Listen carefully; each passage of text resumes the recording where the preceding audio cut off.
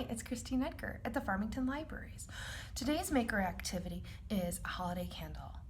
So go ahead and get your kit.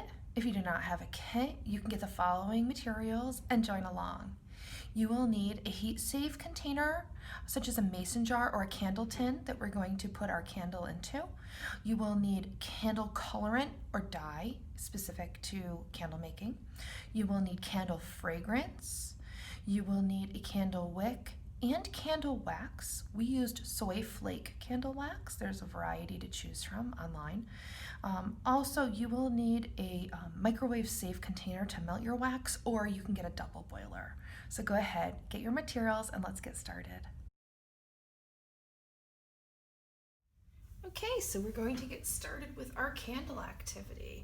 So when you unpack your items, you should have, I have the containers here of dye and my scent or fragrance. You will have a container marked D for dye and F for fragrance. You'll also have a little dowel, your wick, and your container here. So this is the container that we will be, that your candle will turn to get a bag of soy wax. I guess you'd call them chips. And your bag will probably be more full than this. I wanted to fill it in the container that it came in, but that just wasn't enough. It only filled it about halfway. So I'm just gonna put it in a bag so that we can fill it up. You will want to get a little dab of hot glue and then glue your wick into the center.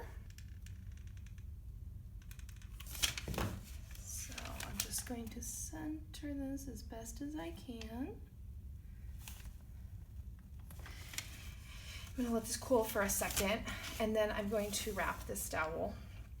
So you can see that I'm using a specific wax warmer. For wax, you will want to heat it to 115 degrees, somewhere between 115 and 125. So I'm going to move mine here. You can do it several ways. You can melt this wax in the microwave if you use a microwave safe container.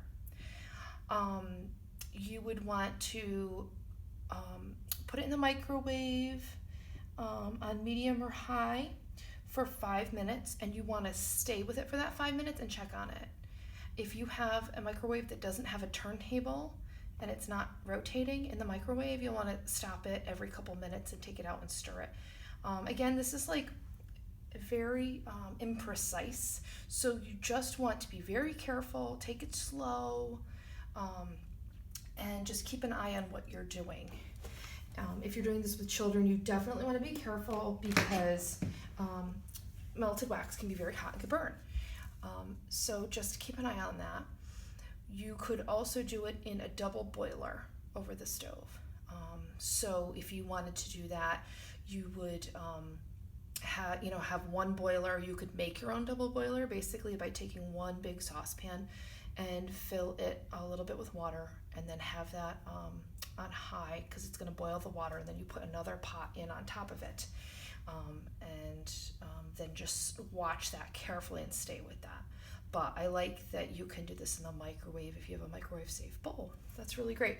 So now that it looks like my wick is in good position here, you're going to take the dowel and you are going to kind of wrap this wick around the dowel,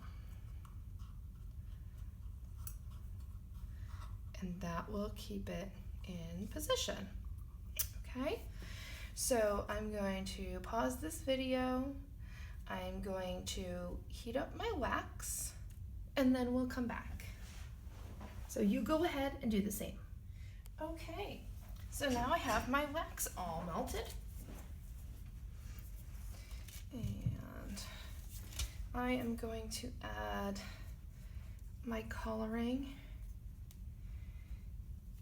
You want to do that while it's still hot. I'm just going to add a tiny bit. This is peach. So I'm going to try to give you guys matching dye to go along with your color. Okay, this is strange. This doesn't look like peach to me. So I'm going to try to get you matching color that goes with your fragrance. So if I have sugar cookie, so I wanted to get peach, although this doesn't quite look like peach, this looks like purple. Although from videos I've seen of candle making, it is very dark when it's still liquid, and then as it cools and firms up, it does become lighter. So here's hoping.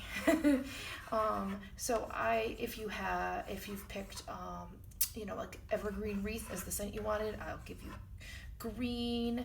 If you let's see, what other scents are there? If you pick peppermint, I will give you red.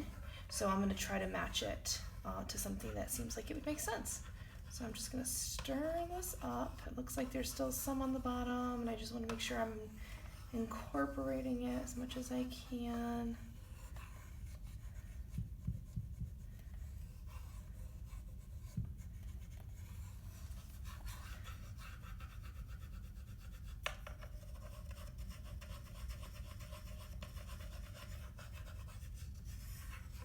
And then I'm going to add my scent, which I chose sugar cookie, and it smells so good. Rest of this in here.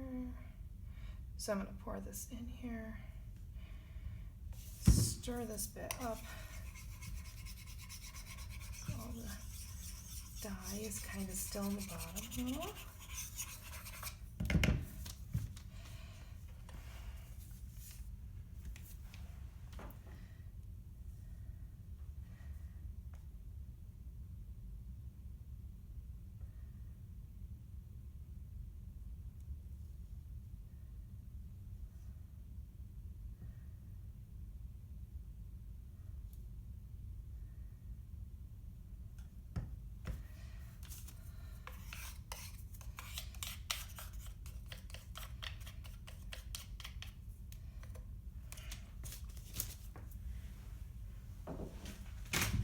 Okay, I'm gonna let this cool, and then I'll show you what it looks like when it is set. Okay, so it's been about half an hour, and this looks like it's a little bit set.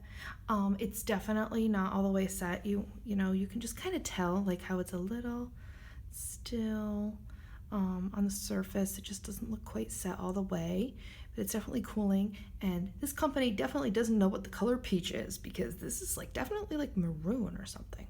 So anyway, I have learned from that. I will not send you maroon for cookie, sugar cookie, or vanilla. So keep that in mind. Don't worry about that.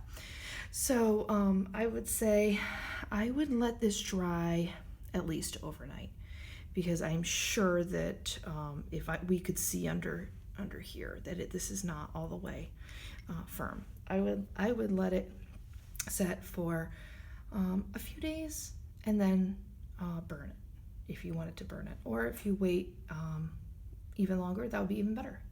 So what I will do is cut this wick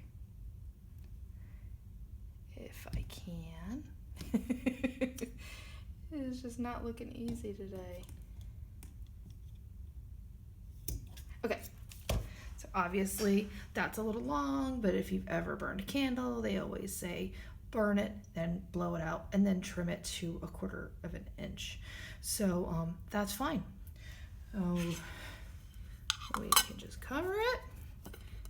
If you wanted to put a little bow on it when it's done, or a little label or some stickers, give as a gift. This would be so great to give as a gift this season.